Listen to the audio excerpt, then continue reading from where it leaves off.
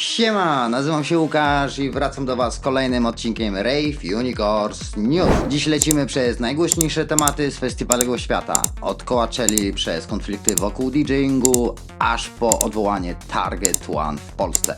Konkretne akcje, promocje i rzeczy, które warto wiedzieć przed sezonem. Będzie trochę newsów, trochę emocji i trochę bardzo konkretnych informacji. Zaczynamy!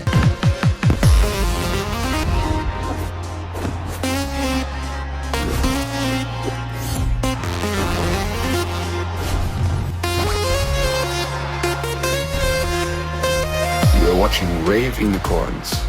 Zaczynamy od Next Fest w Poznaniu. W dniach 15-17 kwietnia Poznań zamienił się w muzyczne centrum Polski. To nie był zwykły festiwal, tylko pełnoprawny showcase połączony z konferencją, warsztatami i networkingiem. Czyli dokładnie takie miejsce, gdzie po prostu trzeba być, jeśli siedzi się w tej branży. Osobiście jestem pod ogromnym wrażeniem. Odkryłem tam świetne projekty jak Bloom. Koniecznie sprawdźcie ich twórczość, bo to świeża krew, którą warto znać. Next Fest to jednak przede wszystkim ludzie, bo właśnie tam odbyło się mnóstwo rozmów z kluczowymi graczami rynku. Od Audio River przez Summer Contrast po ekipę Tamy i partnerów takich jak Orlen, Kubota czy Muno.pl. Już wkrótce, może niedługo, nasze materiały właśnie tam się pojawią. Muszę przyznać szczerze, do tej pory punktem odniesienia dla mnie było Amsterdam Dance Event w Holandii.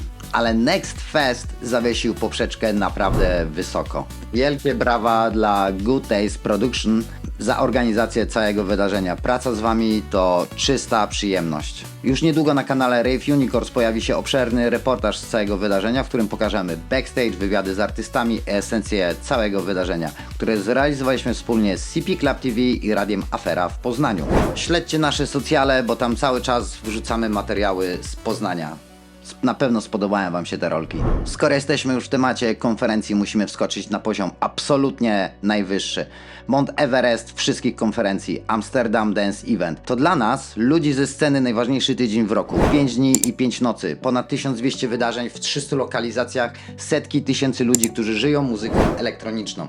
W tym roku AD świętuje swój wielki jubileusz, 30-lecie istnienia. A my mamy dla Was konkretny news prosto z konferencyjnego frontu. AD Pro ogłosiło pierwszych prelegentów, a wśród nich jest Nowa, która swoim błyskawicznym rozwojem w nurcie hard dance pokazuje, jak nowa generacja artystów kształtuje dziś globalny rynek. To tylko przedsmak, bo na scenie pojawi się też m.in. Jean-Michel Jarre. Dla nas to będzie szczególny rok, bo Rave Unicorns oficjalnie rusza do Amsterdamu, żeby relacjonować dla Was to, co dzieje się za kulisami. Jeśli planujecie być tam z nami, nie czekajcie z biletami. Łapcie Early Bird, póki jeszcze są dostępne, a jeśli chcecie poczuć ten klimat już teraz, koniecznie wbijajcie na nasz kanał i sprawdźcie relacje z poprzednich edycji. Na socjalach też będziemy wrzucać wszystkie aktualności z AD. Sprawdzajcie. A teraz przejdźmy do konkretów.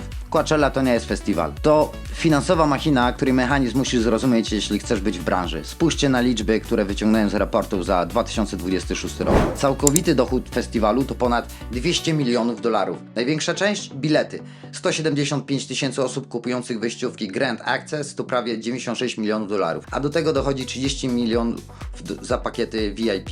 Ale zwróćcie uwagę na jedną rzecz. To, co widać na infografikach, to tylko przewód operacyjny. Prawdziwe pieniądze leżą gdzie indziej. Spójrzcie też na koszty artystów. Headlinerzy, tacy jak Justin Bieber, biorą 10 milionów dolarów za koncert. Sabrina Carpenter 8 baniek. Karol G 6. Dalej mamy produkcję sceny za 25 milionów i 15 milionów za samo bezpieczeństwo i medyków. Kiedy pod kreską zostaje 68 milionów dolarów zysku, wielu pomyśli, wow, to świetny wynik. I jest. Ale to tylko wierzchołek góry lodowej. Bo te 200 milionów przychodu to ułamek wartości, które marki wyciągają dzięki EMV, czyli Earnet Media Value. Najlepsi gracze jak Rode czy Revolve generują w jeden weekend kwoty liczone w setkach milionów dolarów w zasięgach. Patrzcie na strategię. Marki przestały być sponsorami, stały się kuratorami. Budują własne wille, stacje SPF jak Neutrogena, czy strefy phone free jak Pinterest. Oni nie kupują logo na płocie, oni budują świat, w którym chcesz zrobić sobie zdjęcie. Płacą celebrytom z progu pierwszego za halo efekt luksusu, żebyście wy w progu czwartym kupowali te same ubrania, żeby poczuć ten status. To jest marketing, który nie śpi. Od line-upu przez GRWM aż po backup content po festiwalu. Oni otrzymują uwagę widza przez tygodnie, nie dni. Coachella udowadnia, że w 2026 roku nie wygrywa ten, kto krzyczy najgłośniej w TV. Wygrywa ten, kto stanie się niezbędnym elementem waszego feedu. To nie jest tylko muzyka, to jest lekcja, jak dzisiaj buduje się potęgę marek. Skoro mówimy o tym, jak potęgi budują markę, to zobaczcie, co zrobił Anyma. To, co widzieliście na YouTube podczas jego setu na Coachelli, to był absolutny wizualny odlot. Gigantyczna cyfrowa postać Lizy z Blackpink górująca nad sceną. Internet oszalał, nazywając to rewolucyjnym hologramem. Ale tu zaczyna się zgrzyt, bo na żywo tego nie było. To, co widzieliście na streamie, było ogromnym wizualnym overlayem AR, a tłum na miejscu widział coś zupełnie innego. I tu rodzi się pytanie, czy to jeszcze jest DJ set, czy już telewizyjne show? Internet jest podzielony. Jedni uważają, że to przyszłość technologii, inni czują się jak widzowie drugiej kategorii, bo prawdziwy występ odbył się w ich telefonach. Moim zdaniem Anyma stworzył nową jakość, ale przy okazji pokazał, że dziś na festiwalu gra się dla dwóch różnych publiczności. Jedna jest na miejscu, a druga w algorytmie. Co wy o tym myślicie? Kupujecie taką cyfrową magię? Czy czujecie się oszukani? Czy to jest przyszłość koncertów? Że na żywo oglądasz występ, ale prawdziwy show dzieje się na twoim smartfonie? Piszcie w komentarzach. Przejdziemy do tematu, który w ostatnich dniach podzielił środowisko. Mowa o Holy Priest i oskarżeniach o to, że jego występy to dobrze wyreżyserowane przedstawienie, a nie prawdziwe DJ-owanie. Sprawę nagłośnił Brett No Limit na Instagramie, a temat podchwyciły największe portale branżowe od FaceMag po Darks Express. Spójrzcie na nagrania, które krążą w internecie. Internet wyłapuje każdy detal, ale co na to sam artysta? Holy Priest odpowiedział wprost, publikując grafiki, w których tłumaczy, że współczesny DJ to performer i twórca całego doświadczenia scenicznego. Jego argumentacja jest taka, że drobne ruchy przy konsolecie, które wielu nazywa fake nobbingiem, to dla niego standard. Coś jak ruchy boksera przed walką, które pomagają wejść w rytm. Twierdzi też, że przy tak potężnych produkcjach z synchronizowaną pirotechniką i wizualizacjami sety muszą być przygotowane, żeby uniknąć katastrofy na żywo. Problem nie polega na tym, że set może być pre-recorded. Wszyscy wiedzą, że przy skomplikowanym show z pirotechniką, laserami i synchronizowanym wideo margines błędu jest zerowy. Problem polega na hipokryzji. Holy Priest zarzeka się, że nigdy nie grał pre-recorded seta, a filmy mówią co innego. Branża nie wybacza kłamstwa. Ludzie nie mają problemu z show. Ludzie mają problem z tym, że karmi się ich kłamstwem o graniu na żywo, podczas gdy to, co słyszą, to wyrenderowany plik. Dziś na scenie EDM toczy się wojna o duszę DJ-a. Czy chcemy impro i ryzyka, czy bezpiecznego, ale idealnego show? Holy Priest jest symbolem tej zmiany, ale dopóki artyści będą zaprzeczać faktom, tak długo będą musieli mierzyć się z zarzutem, że DJing zamienia się w aktorstwo. A co wy o tym myślicie? Przechodzimy do tematu, który w ostatnich dniach wstrząsnął europejską sceną elektroniczną. Mowa o Eveon. Wszystko zaczęło się od relacji jego byłej partnerki, która opublikowała trwające ponad godzinę nagranie oraz posty, w których stawia bardzo konkretne i ciężkie oskarżenia. Od manipulacji i psychicznego znęcania się po przemoc seksualną. Reakcja festiwali była błyskawiczna i bezprecedensowa. To nie była jedna decyzja, to była reakcja domina. Festiwale takie jak Electric Love czy Open Beats jeden po drugim usuwały artystę z line-upów. Co więcej, organizatorzy Open Beats wydali niezwykle szczere oświadczenie. Przyznali w nim czarno na białym, że o pewnych sygnałach wiedzieli już w 2024 roku, ale wtedy nie potraktowali ich wystarczająco poważnie. Dziś nazywają to wielkim błędem i wyciągają wnioski. Sprawa Eveon pokazuje, że w 2026 roku branża przestała czekać na wyroki sądowe, by reagować i odciąć się od toksycznych zachowań. Organizatorzy zaczynają brać odpowiedzialność za to, kogo promują i otwarcie przyznają się do błędów, by budować bezpieczną scenę. To trudny temat, ale niezbędny. Branża oczyszcza swoje szeregi. Co wy o tym sądzicie? Czy taka radykalna reakcja festiwali to jedyna droga, by zmienić kulturę klubową? Piszcie w komentarzach. Przejdźmy do tematu, który w ostatnich dniach wywołał prawdziwą burzę. Live Nation Polska ukarane przez UOKiK. Mówimy o gigantycznej karze ponad 15 milionów złotych. Urząd Ochrony Konkurencji i Konsumentów powiedział wprost: regulamin nie może grać przeciwko nam. O co poszło? Urząd zakwestionował kluczowe punkty regulaminu, m.in. utrudnianie zwrotów za odwołanie imprezy oraz absurdalny zakaz wnoszenia jakichkolwiek toreb i plecaków, od nerek po walizki. UOKiK uznał, że Live Nation nie definiował nawet, co jest bagażem, co w praktyce oznaczało, że ochroniarz mógł nie wpuścić was na koncert nawet z portfelem czy kluczami, jeśli uznał, że to bagaż. A jeśli nie zostawiliście rzeczy w płatnym depozycie, traciliście bilet bez prawa do zwrotu. UOKiK nakazał gigantowi nie tylko zapłacić karę, ale przede wszystkim zwrócić pieniądze nieuprawnionym konsumentom. Jeśli w okresie od maja 2024 kupiliście bilety na wydarzenie, które zostało odwołane i do tej pory nie odzyskaliście kasy, to jest wasza szansa. Co na to Live Nation? W oficjalnym oświadczeniu firma jest nieugięta. Piszą wprost, nie zgadzamy się z tą oceną i zamierzamy się od niej odwołać. Podkreślałem, że decyzja UOKiK nie jest prawomocna. Co więcej, wciąż przypominałem uczestnikom, że muszą przestrzegać regulaminu, a w razie pytań piszcie do nich na priv. Co to oznacza dla nas wszystkich? To sygnał, że czasy monopolistycznej samowolki w regulaminach koncertowych powoli się kończą. Urząd pokazał, że nawet największy gracz na rynku nie stoi ponad prawem. To zwycięstwo dla nas wszystkich. Fanów, którzy mają dość bycia traktowanym jak portfele z nogami. Live Nation walczy dalej w sądzie, ale dla nas to zwycięstwo, bo po raz pierwszy od lat ktoś postawił sprawę jasno. Organizator bierze na siebie ryzyko, a nie przerzuca je na konsumenta. Jesteście wśród osób, którym Live Nation wisi pieniądze za odwołane wydarzenie? Dajcie znać w komentarzach. Będziemy śledzić, czy i kiedy zwroty wpłyną na wasze konta. Przejdźmy do tematu, który w polskiej branży eventowej boli najbardziej.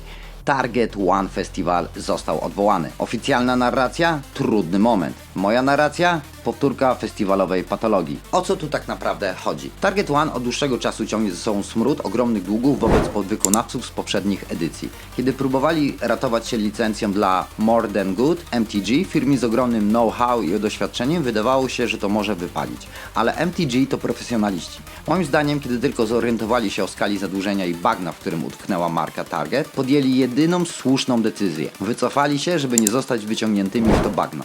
Podkreślam, to tylko moja subiektywna opinia podparta analizą publicznie dostępnych informacji. Target z kompletnie zniszczonym wizerunkiem próbuje teraz rzucać winę na MTG, ale fakty są bezlitosne.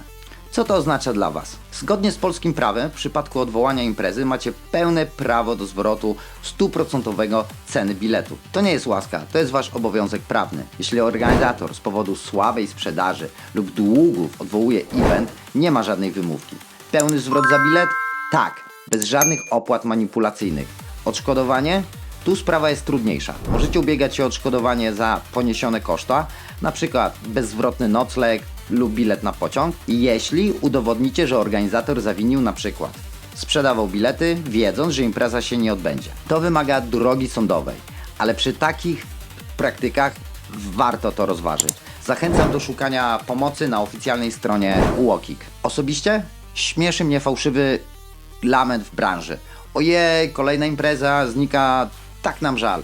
Nie żałujmy nieuczciwych organizatorów. Żałujmy ludzi i podwykonawców, którzy nie dostali swojej kasy i żałujcie Was, uczestników, których po raz kolejny zrobiono w balona. Takich organizatorów po prostu trzeba tępić. A jeśli szukacie czegoś pewnego, to MTG, które odcięło się od tego syfu, normalnie organizuje ING Silesia Beats w Chorzowie. Tam żadne zagrożenie nie istnieje i wydarzenie na pewno się odbędzie. Natomiast jeśli macie screeny, potwierdzenia przelewów albo inne dowody na to, jak Target nie płacił Wam we wszystkich poprzednich edycjach, wrzucajcie do nas, nie dajmy zamieść tego pod dywan. Po tych ciężkich tematach czas na coś pozytywnego, czyli jak jeździć tanio i dobrze. Mamy teraz świetną promocję, Airbit One Festival z karnetem plus camping za 22 euro, Indian Spirit, karnet plus camping za 11 euro. A do tego organizujemy wyjazd z GTV, z Polski, z Katowic prosto na Airbit One. Te promocje znikają w oczach, dlatego kluczem jest algorytm. Wbijajcie na nasze grupy na Facebooku, gdzie wrzucamy bezpośrednie linki. Ale mam dla Was protip. Wejdźcie na social media tych festiwali, polubcie posty, zostawcie komentarz. Algorytm musi zrozumieć, że to jest content, który Was interesuje. Wtedy reklamy z tymi promocjami same zaczną wyskakiwać Wam na feedzie. Wszystkie szczegóły wrzucamy do naszych grup na Facebooku, więc warto tam być, bo tam najszybciej pojawią się linki, promocje i konkretne info o wyjazdach. Linki znajdziecie w opisie pod tym filmem. Piszcie w komentarzach, z kim widzimy się na Airbit One i Indian Spirit Festival w Niemczech. Skoro już mówimy o sezonie, to kilka rzeczy należy mieć na swoim radarze. World Club Dome w Frankfurcie to gigantyczna impreza. Electronic Pool Session w Bielsku-Białej to świetny start lata, a Audio River dalej jest jednym z najważniejszych festiwali elektronicznych w Polsce. Do tego Summer Contrast, Bittersweet Festival i oczywiście Tama w Poznaniu. Miejsce i wydarzenia, które po prostu warto śledzić, bo tam dzieje się dużo dobrego muzycznie. To jest moja osobista lista miejsca, gdzie muzyka i klimat są ponad komercją. Więcej info o każdym z tych eventów, rozpiskach i biletach znajdziesz na naszych social mediach. Dajcie znać, gdzie w tym roku stawiacie swoją nogę. Po serii mocnych tematów przechodzimy do czegoś, co pokazuje najlepszą stronę naszej społeczności. Akcja dla fundacji Cancer Fighters przekroczyła 250 milionów złotych, ale jej finał wszedł do historii i został opisany jako rekordowy także w skali świata. Wszystko zaczęło się od utworu Disnaraka nagranego przez Maję i BDS-a, a potem przerodziło się w 9-dniowy stream, który urósł do ogromnej, oddolnej mobilizacji. W mediach przewijają się też symbole tej akcji. Pogodzenie P i Tedego, filmik Wojciecha Szczęsnego z Lamin Yamalem i masa momentów, które sprawiły, że ludzie nie tylko wpłacali, ale też realnie oglądali, udostępniali i żyli tą zbiórką. Najważniejsze jest jednak to, że to nie jest zamknięta historia. Wsparcie nadal trwa. Fundacja zapowiedziała uruchomienie specjalnego serwisu, w którym będzie pokazywać, co zostało zrobione ze środkami i jaki był efekt pomocy. A sama organizacja nadal prowadzi portal zbiórkowy. To dobry moment, żeby przypomnieć, że każda wpłata ma znaczenie, a każda złotówka się liczy.